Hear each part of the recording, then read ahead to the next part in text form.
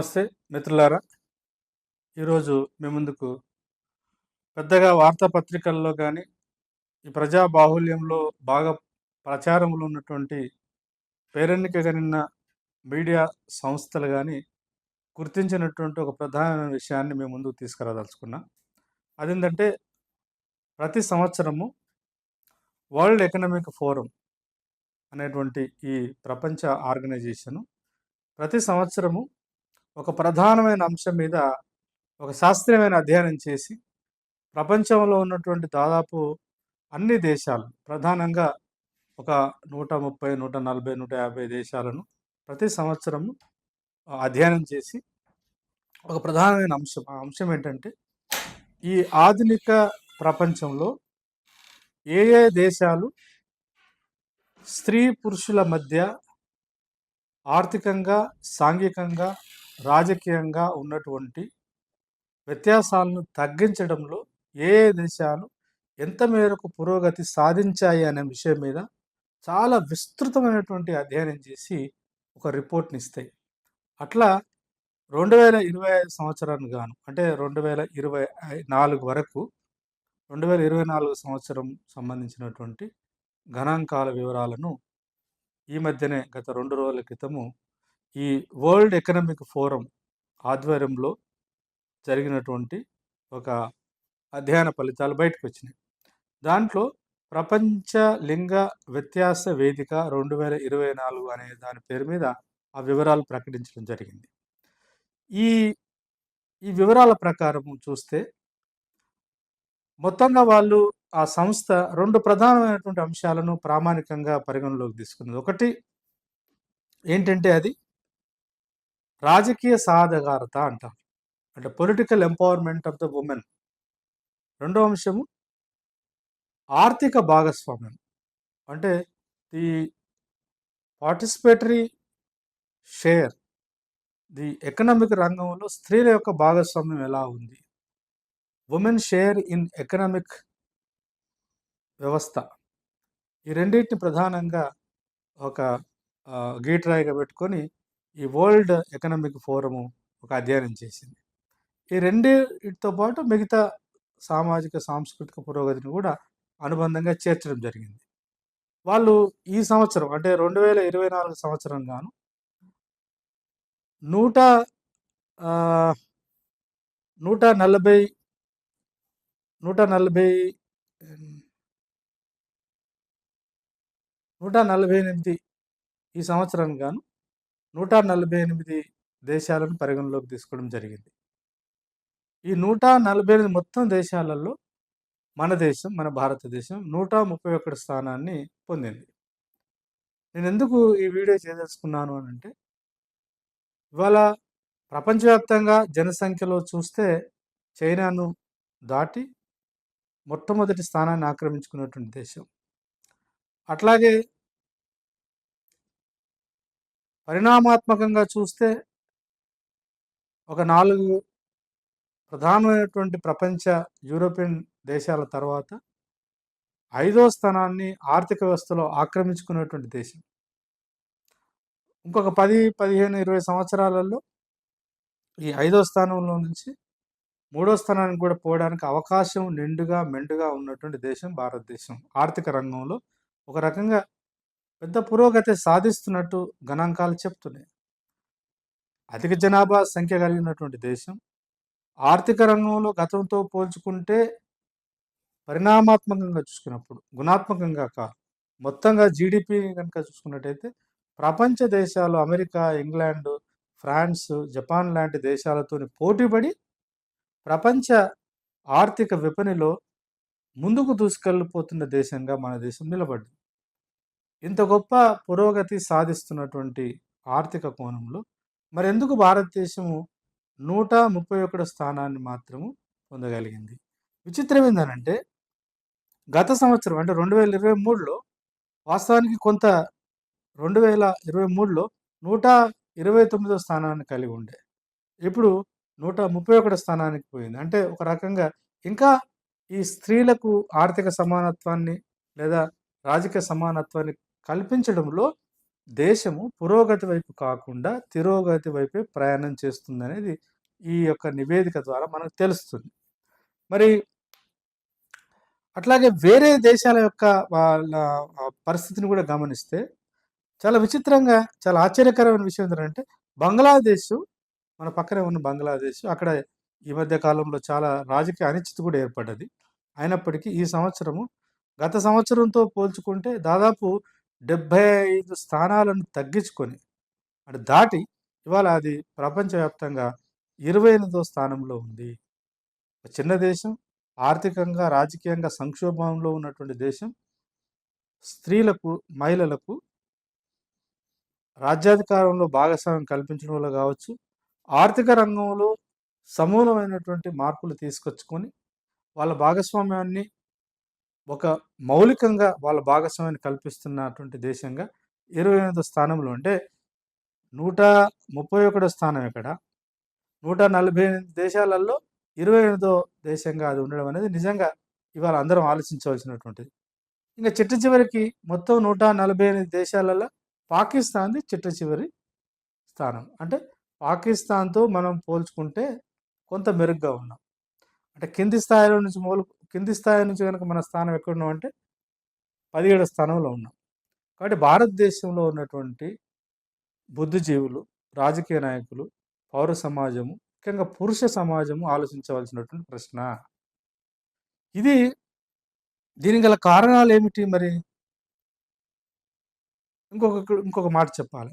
దాదాపు ఈ మొత్తం గత 16 సంవత్సరాలుగా కూడా మొట్టమొదటి స్థానాన్ని ఐస్‌లాండ్ అనేటువంటి దేశమే పొందుతుంది. ఐస్‌లాండ్ అనేది వరుసగా 16 సార్లు, ఇప్పుడు ఈ సంవత్సరంతో 16 సార్లు వరుసగా మొదటి స్థానాన్ని ఆక్రమిస్తుంది. 148 దేశాల యొక్క ఈ స్త్రీ, పురుష లింగ వ్యత్యాసాన్ని అధ్యయనం చేస్తే మళ్ళీ ఈ సంవత్సరం కూడా అది మొదటి స్థానాన్ని పొందింది. అంటే ఐస్‌లాండ్ మొదటి స్థానాన్ని పొందింది. బంగ్లాదేశ్ 25వ స్థానం పొందింది. భారతదేశం 131 స్థానంలో ఉంది. పాకిస్తాన్ 148 స్థానంలో ఉంది. మరి మన దేశానికి పరిమితమై ఆలోచించుకున్నప్పుడు ఇతరులను చూసి బాధపడేదానికంటే మన దేశంలో ఇంత అన్యాయంగా, ఇంత చాలా ఒక రకంగా ఆశ్చర్యపరిచేటువంటి స్థాయిలో భారతదేశం ఎందుకుంది? కొంతమంది విశ్లేషకులు అంటే ప్రతిదాన్ని కూడా ఆహ్, విదేశీ పాలకులు, విదేశీయులు మన దేశం యొక్క ఔన్నత్యాన్ని దెబ్బతీయడం కోసము వాళ్ళ దేశాల్లో ఉండేటువంటి వాళ్ళ దేశాల్లో పురోగతి సాధించిన అంశాలనే వీటికి యాడ్‌స్టిక్ట్‌గా పెట్టుకొని వాళ్ళు పరిశోధన చేస్తారు. దాని కేంద్రంగా భారతదేశాన్ని తక్కువ చేసి చూస్తారని అక్కడక్కడ మాట్లాడుతున్నటువంటి మేధావులు కూడా ఉన్నారు. వాస్తవానికి రాజ్యాధికారంలో సాధికారత, పొలిటికల్ ఎంపవర్‌మెంట్ ద వుమెన్, అట్లాగే ఆర్థిక రంగంలో భాగస్వామ్యం అనేది ప్రపంచవ్యాప్తంగా అన్ని దేశాలు ఇవాళ అనివార్యంగా ఒక అనుసరించవలసినటువంటిది, గమనంలోకి తీసుకోవాల్సినటువంటి ప్రధానమైన అంశాలు. కాబట్టి దీన్ని అట్లా కొట్టిపాడడానికి వీలు లేదనేది గమనించవలసిన అవసరం ఉంది. ఎందుకు మరి స్వాతంత్ర భారతదేశంలో దాదాపు 78 సంవత్సరాల స్వాతంత్ర భారతదేశంలో ఎందుకు ఇంత పెద్ద జనాభా ఉండి, ఇంత గొప్ప మానవ వనరులు ఉన్న ఈ దేశంలో మరి స్త్రీల విషయంలోకొచ్చేసరికి 131 స్థానంతోని సరిపెట్టుకోవాల్సినటువంటి దౌర్భాగ్య స్థితి ఎందుకు ఏర్పడ్డది? నా వరకు నేను కొంత విశ్లేషించుకుంటే, నేను కొంత ఒక సోషల్ సైన్స్ స్టూడెంట్‌గా ఆలోచిస్తే, నా వరకు కనబడ్డటువంటి కొన్ని ప్రధాన విషయాలు మీతో షేర్ చేయదలుచుకున్నాను. ఒకటి, ప్రాచీన కాలం నుండి, మధ్యయుగ కాలం నుండి కూడా భారత సమాజంలో అంతర్భాగంగా, భారత సమాజ సాంస్కృతిక వ్యవస్థలో అంతర్భాగంగా వస్తున్నటువంటి ఈ మగ పెత్తనం, పితృస్వామ్య పెత్తనం లేదా ఆధిపత్య భావజాలమే దీనికి ప్రధాన కారణమని నాకు అనిపిస్తుంది. ఎందుకనంటే ఎంత ఇది పితృస్వామ్య వ్యవస్థ అనేది చాలా వ్యవస్థీకృతమైనటువంటి వ్యవస్థగా మారింది. అంటే పురుషుల యొక్క మెదళ్లను, అంటే చాలా మార్పులొచ్చినాయి. శాస్త్ర సాంకేతిక పరిజ్ఞానం మారింది. విద్యా వ్యవస్థ చాలా పురోగతి సాధించింది. కొంత మనిషి యొక్క ఆలోచన విధానం మారినాయి. అయినప్పటికీ అర్బనైజేషన్ పెరిగింది. ఆడపిల్లలను కూడా బాగా చదివించుకునేటువంటి స్థితి, స్తోమత ఉన్నటువంటి ఈ అర్బన్ ఎలిట్ క్లాస్ బాగా చదివిస్తున్నారు. ఏమనుకుంటున్నారంటే, ఆడపిల్లల్ని పెంచడం అనంటే, స్త్రీలను పెంచడము, స్త్రీలను బాగా చూసుకోవడం అనంటే, వాళ్ళకు లోక జ్ఞానాన్ని ఇవ్వడం వరకే పరిమితమైపోతున్నారు. వాళ్ళని బాగా చదివిస్తారు. ఉన్నతమైనటువంటి నైపుణ్యాలను కూడా ఇస్తారు. కానీ, ఆ ఉన్నతమైన నైపుణ్యాలను, ఉన్నతమైన జ్ఞానాన్ని పొందిన తర్వాత, మళ్ళీ కుటుంబ వ్యవస్థకి వాళ్ళని పరిమితం చేస్తున్నారు చాలా మేరకు. వాళ్ళు పని జేస్తారు. ఉదాహరణకు ఆర్థిక వ్యవస్థలో భాగస్వామ్యం అంటే స్త్రీలు ఉద్యోగాలు చేస్తారు. స్త్రీలు పని చేస్తుంటారు. డాక్టరున్నారు, ఇంజినీరున్నారు. అనేక రంగాలలో వాళ్ళు చాలా గొప్ప గొప్ప విజయాలు సాధిస్తున్నప్పటికీ, కానీ వస్తున్నటువంటి ఆర్థిక వ్యవస్థలో భాగంగా కుటుంబానికొచ్చే ఆదాయాన్ని ఖర్చు చేయడము, దాని మీద నియంత్రణ, దాని మీద ఒక రకమైనటువంటి ఒక హక్కు కల్పించడంలో మాత్రం మళ్ళీ ఆ కుటుంబ యజమాని తీసుకుంటున్నాడనేది ఈ అధ్యయనంలో మనకు తేలిపోయింది. ఇంక రాజకీయ సాధికారత విషయం గురించి మనం ఎంత తక్కువ మాట్లాడితే అంత మంచిది. అంటే అనివార్యంగా ప్రజా ఉద్యమాలొస్తే తప్ప సమాజం ఎన్నడూ కూడా ఒక ఉదారవాద రాజకీయ దృక్పథంలో నుంచి స్పందించినటువంటి సందర్భాలు చాలా తక్కువ. రాజకీయ సాధికారత అంటే ఇవాళ వార్డ్ మెంబర్లు, సర్పంచులు, ఎంపీటీసీలు, జెడ్పీటీసీలలో 33% రిజర్వేషన్ ఇస్తున్నాం. కానీ స్వతహాగా ఎక్కడైతే రిజర్వ్డ్ కాని స్థానాలలో, జనరల్ స్థానాలలో ఎంతమంది వుమెన్‌కి ప్రాతినిధ్యం ఇస్తున్నాం అనేది ఇక్కడ క్వెషన్ మార్క్. కాబట్టి ఆ క్వెషన్ మార్క్ యేసుకుంటే దాదాపు మనకు జీరోనే వస్తది ఆన్సర్. అందుకనే 131 స్థానంతో సరిపెట్టుకోవాల్సినటువంటి పరిస్థితి ఏర్పడింది. అట్లాగే మరి దీని వెనకాల ఏముంది? మనము నిర్మించుకున్నటువంటి కొన్ని సందర్భాల్లో చాలా గొప్పగా సెలబ్రేట్ చేసుకుంటున్నటువంటి ఈ మానవీయ కోణం లేనటువంటి నైతిక విలువలే దీనికి ప్రధాన కారణము. పురుషుల పట్ల, అబ్బాయిల పట్ల, యువత పట్ల ఇస్తున్నటువంటి ఒక ప్రాధాన్యత, ఒక గుర్తింపు, దానికిస్తున్నటువంటి ఆహ్, ఆహ్, రికగ్నిషను స్త్రీల విషయంలో భారత సమాజం ఇవ్వట్లేదనేటువంటిది తేలిపోయింది. అంతేగాకుండా మరి పథకాలు రాలేదా? స్వాతంత్ర భారతదేశంలో మహిళలకు సంబంధించినటు అనేక పథకాలొచ్చినాయి. వుమెన్ ఎంటర్‌ప్రెన్యూర్‌షిప్ అని అంటున్నారు.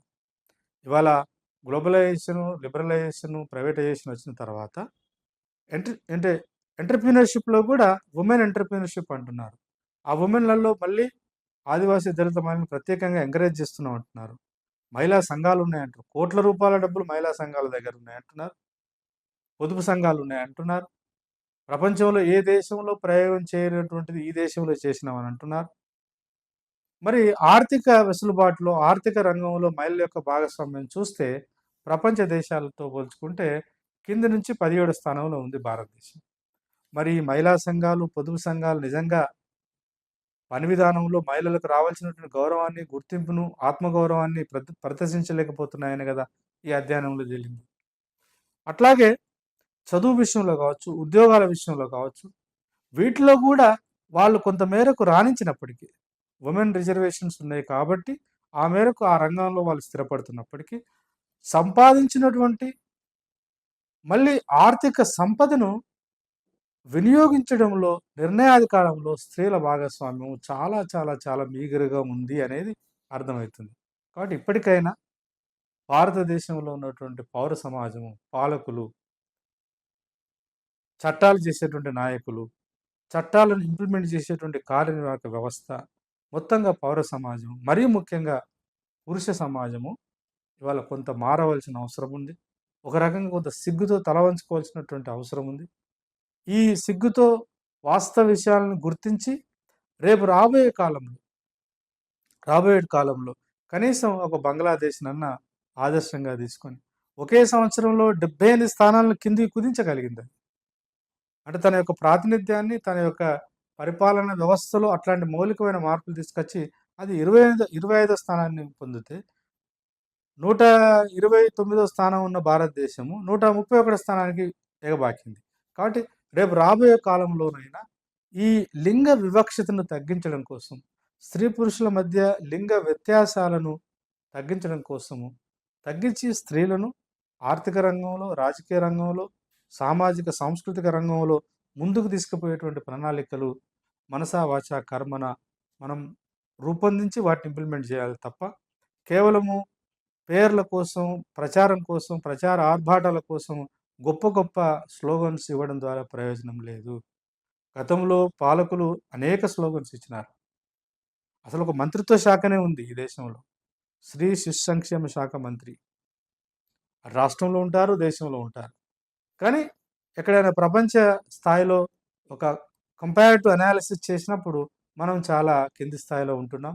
కాబట్టి వాస్తవాలను గుర్తించైనా ఇప్పటికైనా బేటీ బచావో, బేటీ పడావో, లేకపోతే నారీ శక్తి, లేకపోతే ఇందిరా మహిళా శక్తి, ఆ!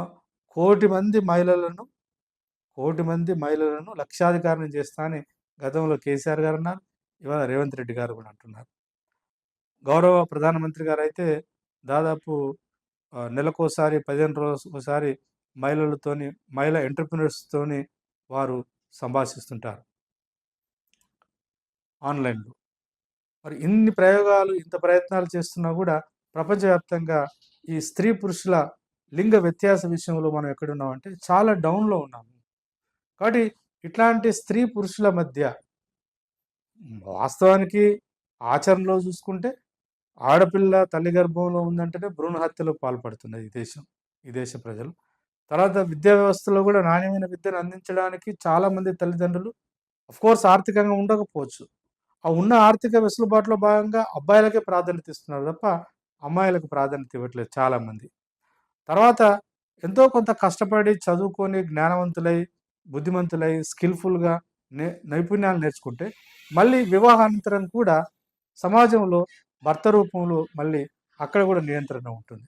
ఆ తర్వాత తల్లిదండ్రులు ముసలివాళ్ళు అయిపోయిన తర్వాత తల్లిదండ్రులు మళ్ళీ కొడుకు నియంత్రణలో ఉంటున్నారు. అంటే మొత్తంగా మనం నిర్మించుకొని కొనసాగుతున్నటువంటి ఈ ఒక రకంగా చూస్తే కుటుంబ వ్యవస్థ చాలా మంచిదైనప్పటికీ, గొప్పదైనప్పటికీ, దానిలో ఉండవలసినటువంటి ప్రజాస్వామికత లేకపోవడం ద్వారా ఇవాళ ప్రపంచ విపణి ముందు మనము 148 దేశాలలో 131 స్థానంతోని మనం ఇవాళ ఉండడం అనేది ఈ స్త్రీ పురుష లింగ వ్యత్యాస రూపంలో అంత అధమ స్థాయికి పోవడం అనేది హర్షించదగ్గ విషయం ఏం కాదు.